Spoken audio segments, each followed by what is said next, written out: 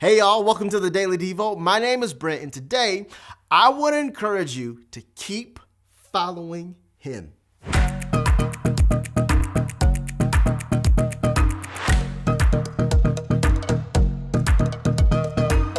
In Matthew chapter 5, verse 11, I want you to listen to the words of Jesus. He says this: God blesses you when people mock you and persecute you and lie about you and say all sorts of evil things against you because you are my followers.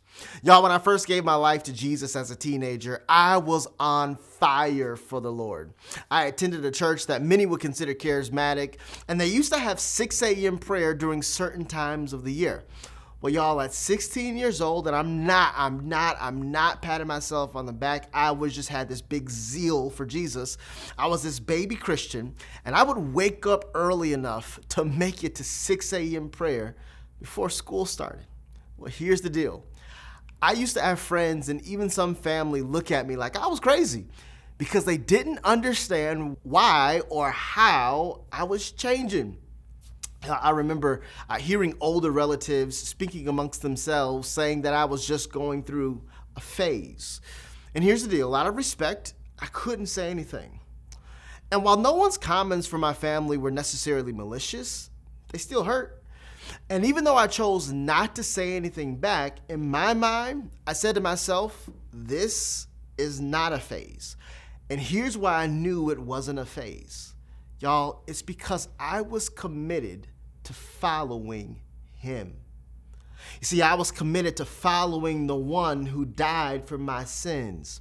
I was committed to following the one who called me out of darkness and into his marvelous light. I was committed to following Jesus.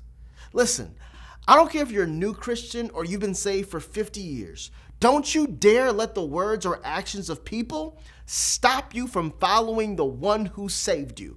If I were being a little crude, I would say it like this: I want to encourage you to be a savage for following Jesus. How do I be a savage for following Jesus? Simple. I pick up my cross and I follow him. Do what he asks you to do. Say what he tells you to say. Give to God whatever he asks you to give. And here's why. Verse 12, it goes on to say these things about people who talk about you. Jesus says, be happy about it.